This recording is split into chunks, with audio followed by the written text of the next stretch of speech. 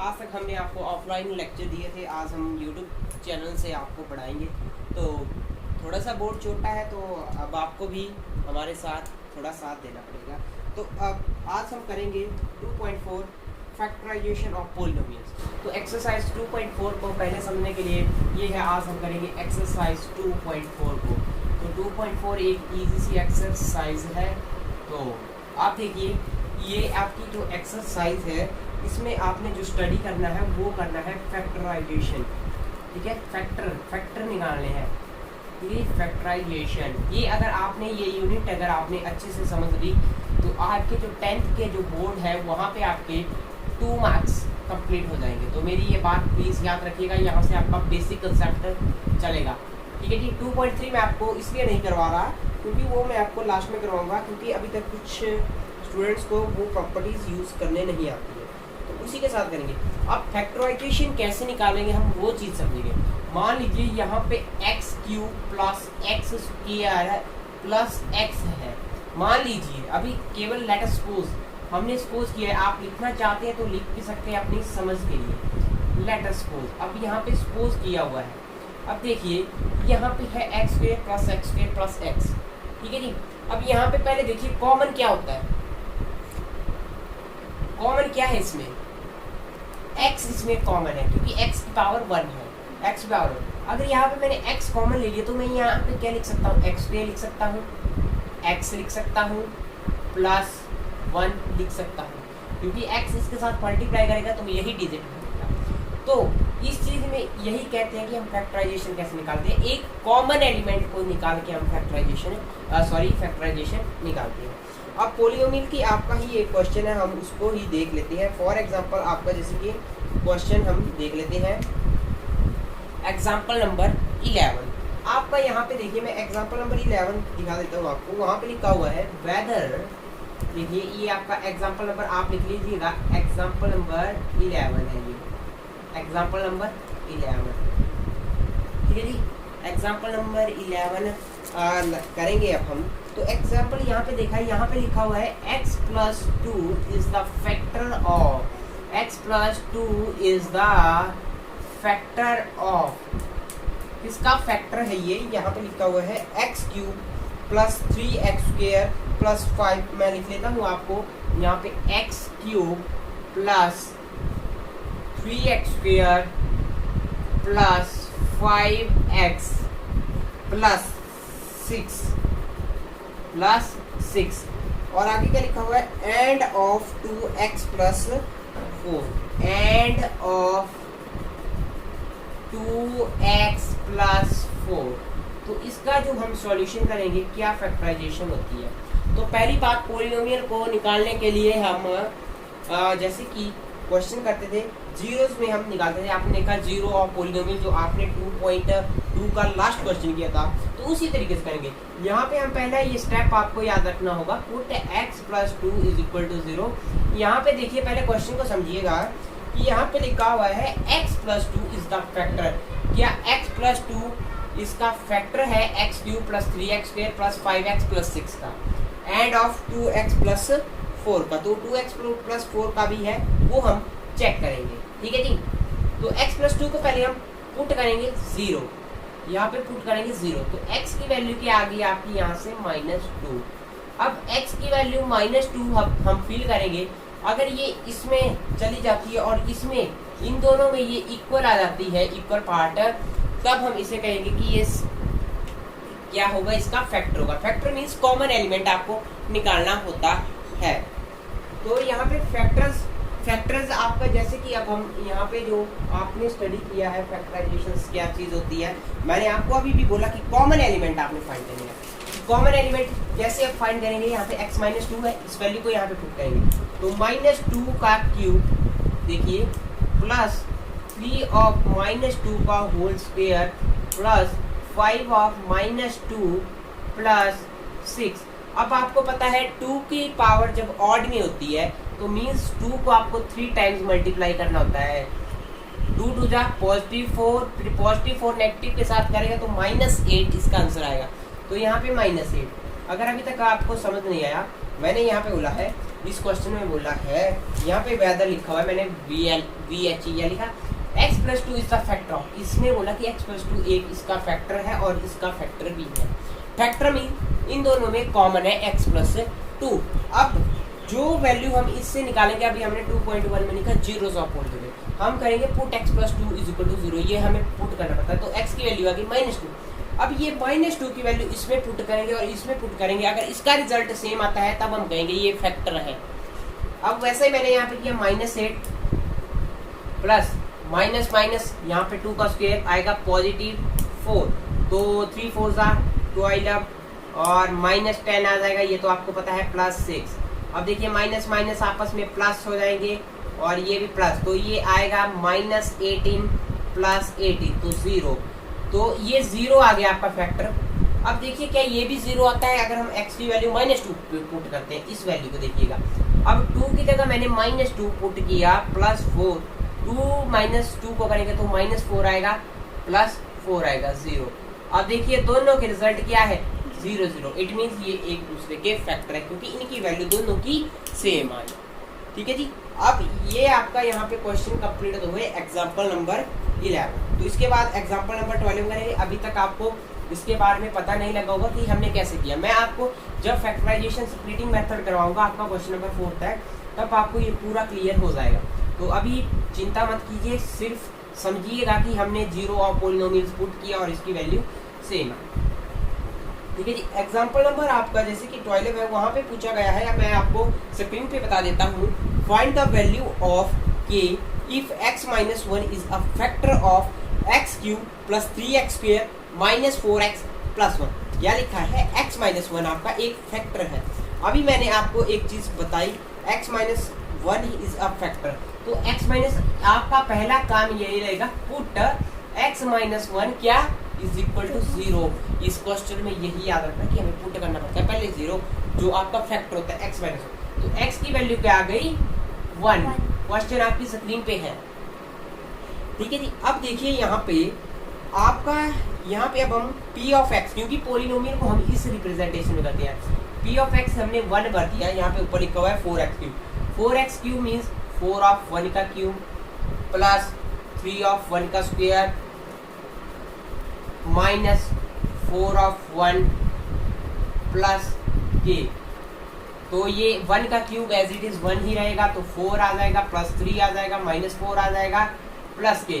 तो यहाँ से ये वैल्यू आपकी कट आ गई, तो आंसर आ गया 3 + k। लेकिन क्वेश्चन यहाँ पे अभी सॉल्व नहीं हुआ। ठीक है जी। अभी आपका सिर्फ क्या आया, p of 1 is equal to 3, ये आया आपका आंसर। अब आपको यहाँ पे k की वैल्यू को फाइंड करना है। तो k की वैल्यू को जब आप लोग फाइंड करेंगे, k की वैल्यू को, तो k की वैल्यू को अब आप कैसे करेंगे, देखिए हमने क्या किया, put x - 1 is equal to 0, है ना। अगर हम यहाँ पे क्या करेंगे, अब ये p ऑफ 1 है, इफ अगर आपका ये 0 है, तो ऐसी कंडीशन में क्या होता है, जो आपका पोलिनोमियल होता है x, वो 0 होता है जहाँ पे आपके पास कोई भी कांस्टेंट फंक्शन हो, दैट इज योर k।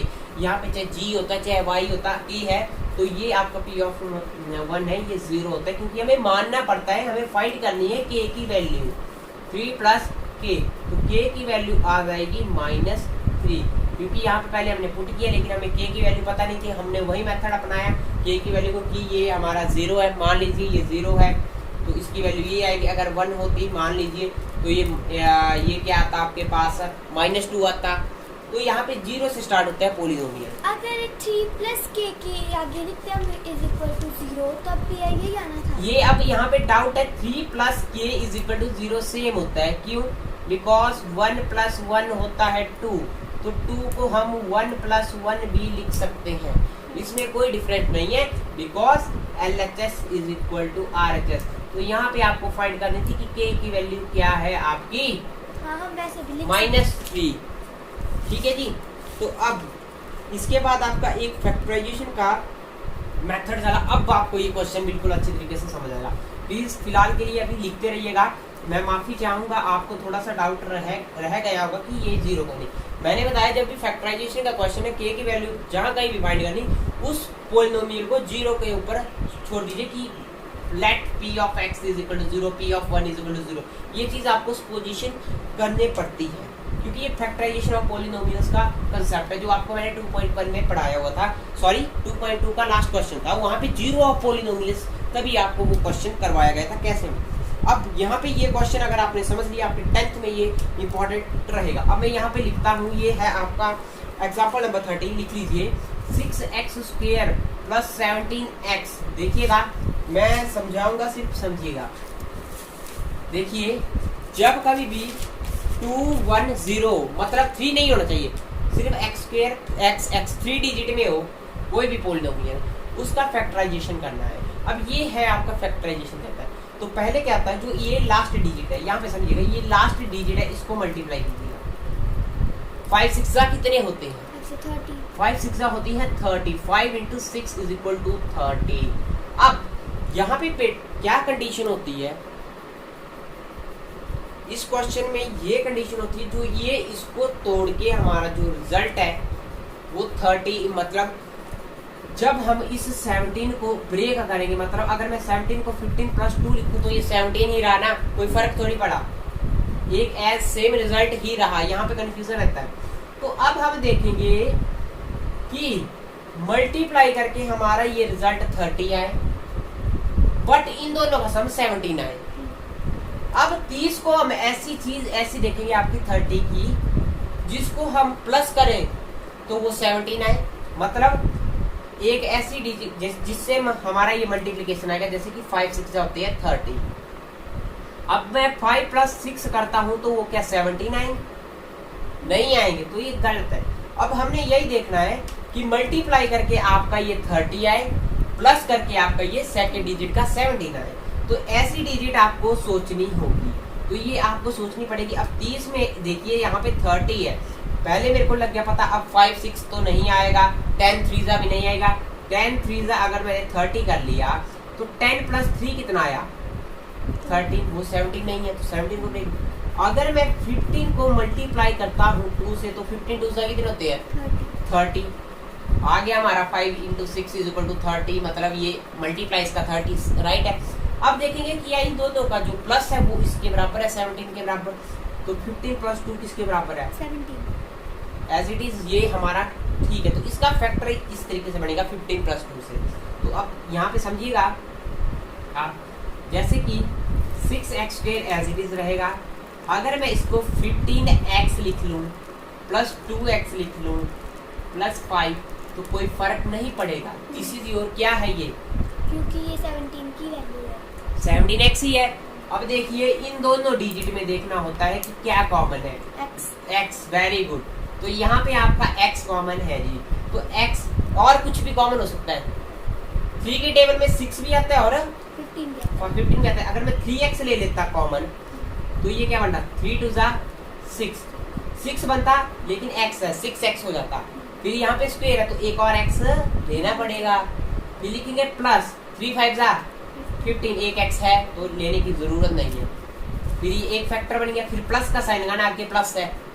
तो अब यहाँ पे प्लस में 1 ले लेता कॉमन, क्योंकि इनमें कुछ भी नहीं है कॉमन, तो 1 एज इट इज यही रहेगा, 2x + 5 यही रहेगा। अब आप लोग देखिए, मैंने अभी आपको एक क्या क्वेश्चन करवाया, x³ वो समझाने के लिए, x² + x, इसमें कॉमन क्या था? इसमें कॉमन x, तो इसमें क्या क्या कॉमन है? इसमें 2x और प्लस 5, हाँ 2x + 5।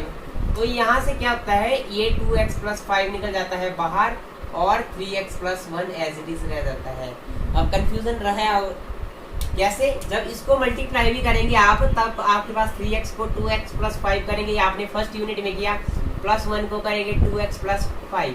अब यहाँ पे कई सोच रहे होंगे 1 क्यों कॉमन लिया। अब देखिए यहाँ पे कुछ ना x कॉमन था, ना 2 के टेबल में 5 आता है, ना 5 के टेबल में 2 आता है, लेकिन अगर 1 है, 1 के टेबल में 2x भी आएगा, 5 भी आएगा, तभी हमने 1 लिया। तो दैट इज योर, ये आपका यहाँ पे कॉमन फैक्टर निकला। और स्प्लिटिंग मेथड यहाँ पे समझिएगा, आपको बुक्स में थोड़ा सा डिफिकल्ट होगा P + Q में, उसके ऊपर मत जाइएगा। पहले देखिएगा, अब मैं फिर से एक बार आपको समझा देता हूँ कि आपने क्या करना, ऐसा क्वेश्चन हो पहले ये देखना कि इसका मल्टीप्लिकेशन क्या होगा 5 इंटू 6 का, एक्स कुछ नहीं देखना, सिर्फ कांस्टेंट टर्म, ठीक है जी। 6 देखेंगे आप तो 5 6 से कितने होते हैं 30। अब 30 देखेंगे, अब ऐसी डिजिट आपको ढूंढनी होगी जिसको मल्टीप्लाई करके 30 आए, लेकिन जब उन दोनों डिजिट मल्टीप्लाई 2 डिजिट के बीच में होगा, उनको मल्टीप्लाई करके 30 आना चाहिए, लेकिन प्लस करके 17 आना चाहिए। तो ये मेरी बात आप प्लीज ध्यान में रखिएगा। तो ये थी आपकी 2.3 का एग्जांपल नंबर 30। और ये जो लास्ट टर्म है इसको ही करना है मल्टीप्लाई हमेशा। हाँ जी, हमेशा किसी भी इक्वेशन में, कोई भी क्वेश्चन आपको ऐसी क्वेश्चन होगी, यहाँ पे 3x² होगा प्लस 17x होगा, कोई भी क्वेश्चन होगा, समझ गए कि या अगर आपके प्रति कोई डाउट है तो आप हमारा जो नीचे है लिंक फेसबुक पेज उसको फॉलो कर सकते हैं, वहाँ पे आप हमें अपने डाउट बता सकते हैं, ठीक है जी। और लाइव क्लासेस में अगर आप आना चाहते हैं तो आपको फर्स्ट कंडीशन आपकी बता दी गई है, ठीक है जी। तो अब यहाँ पे देखिएगा 2.4 अब हम स्टार्ट करने जा रहे हैं, क्योंकि एग्जाम्पल 15 आपके लिए होमवर्क है, 14 आपके लिए होमवर्क है, लेकिन 14th एग्जाम्पल मैं एक बार फिर से आपको करवा ही देता हूँ। 14th एग्जाम्पल आपकी स्क्रीन के ऊपर देख लीजिएगा। Factorise y² minus 5y plus 6 by using factor theorem. Factor theorem यही है जो अभी आपको यहाँ पे बताई, फैक्टर थ्योरम, ठीक है जी। तो यहाँ पे देखिए बुक्स में थोड़ा सा डिफिकल्ट बताया होगा, अब मैंने जो आपको अभी ट्रिक बताया वहाँ पे देखिए, उस ट्रिक में मैंने क्या बताया, ये स्क्वायर है, y है, क्लियर। पहले अब यहाँ पे y² क्या है, कुछ भी नहीं है, 1y² है एज इट इज। ये y² अगर 0 नहीं है 1 है, तो 6 को मल्टीप्लाई किया 1 से तो क्या आया 6 मल्टीप्लाई 1, क्योंकि 1y² है, हमें कांस्टेंट टर्म लेने पड़ती है, कोएफिशिएंट ऑफ y² क्या है इसमें 1 है, ठीक है जी। 6 1 जा 6। अब क्या काम है मेरा, अब माइनस का साइन ही देखेंगे, यहाँ से ऐसा देखेंगे कि इसको मल्टीप्लाई करके 6 आए, और प्लस या माइनस, प्लस भी कर सकते हैं माइनस भी कर सकते हैं, वैसा कुछ नहीं है, कोई डिफरेंस नहीं है, चाहे आप प्लस करें चाहे माइनस करें। लेकिन यहाँ पे प्लस, अगर आपका इसको प्लस करके और माइनस करके इसका जो ये है प्रोडक्ट वो आना चाहिए 5। अगर मैं यहाँ पे 6 मल्टीप्लाई 1 6 ही होगा तो, लेकिन यहाँ पे कई कंफ्यूजन क्या होता है, कई यहाँ पे माइनस कर देती है 6 माइनस 1, जो मैंने अभी कहा वो मैंने गलत कहा, क्योंकि मैंने बताया हमेशा ऐड ही होगा यहाँ पे p प्लस q की, हमेशा यही देखना है कि उसका जोड़ होता है, जो प्लस होता है वो आपका 5 के बराबर आना चाहिए। अब देखिए 6 प्लस 1 करता तो कितना आता 7, लेकिन ये क्या था 5। अब देखिए 6 किस में जाता है, 3 2 कितने होते हैं 6, 3 प्लस 2 कितने हो गए 5।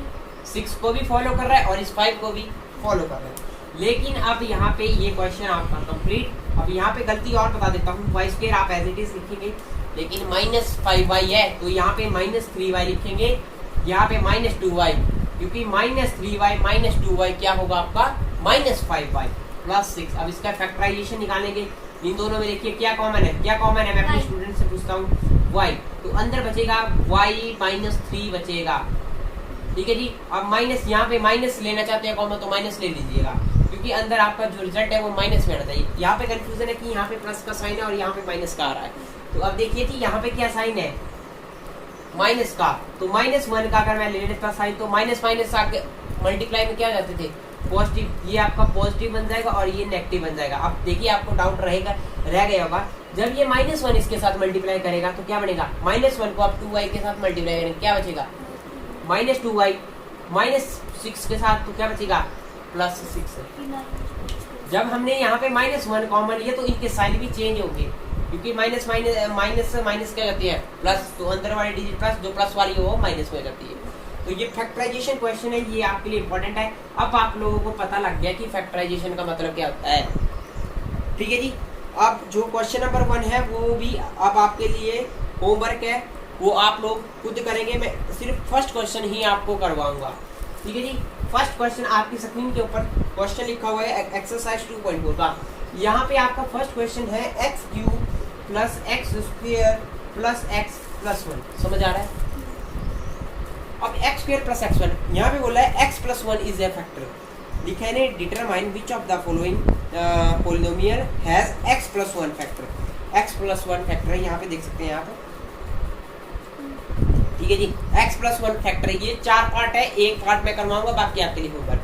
अब आपका पहला क्या काम है, पुट x माइनस 1 क्या आना चाहिए, 0, x इज इक्वल टू 1। ठीक है जी, सही है कि गलत?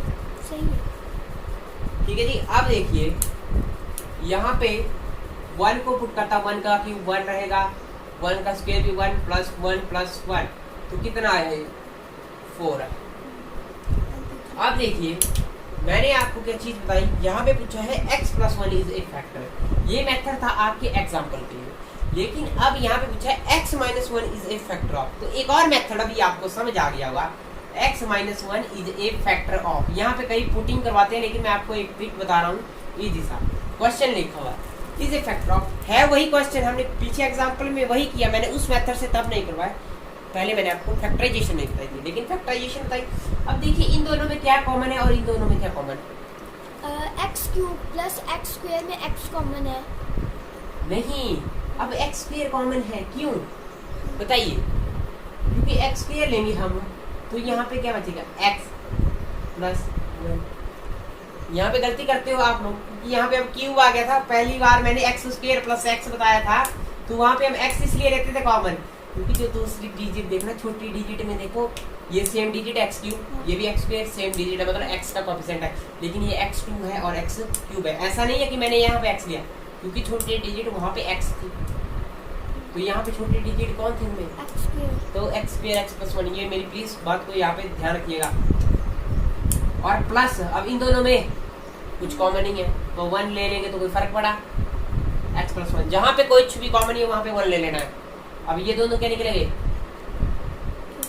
ये दोनों क्या निकलेंगे आपस में, कॉमन सेम। अब सेम है, सेम नहीं लिखते हमेशा, एक बार लिखते हैं इन सेम को, तो x plus 1 as it is एक उतार देना, और यहाँ पे जो निकला एक्स स्क्वायर प्लस 1 लिख देना। ठीक है, अब आप लोग सोच रहे होंगे कि यहाँ पे x माइनस 1 नहीं आया, सोच रहे हैं कहीं कि नहीं, ये जो फर्स्ट आया x प्लस 1 इसमें क्या x प्लस 1 कैसे आया, नहीं, ये जो नीचे आया ना, ये तो फिर जब आगे गई ना, तो ये एक्स स्क्वायर प्लस 1 कैसे आया। हाँ।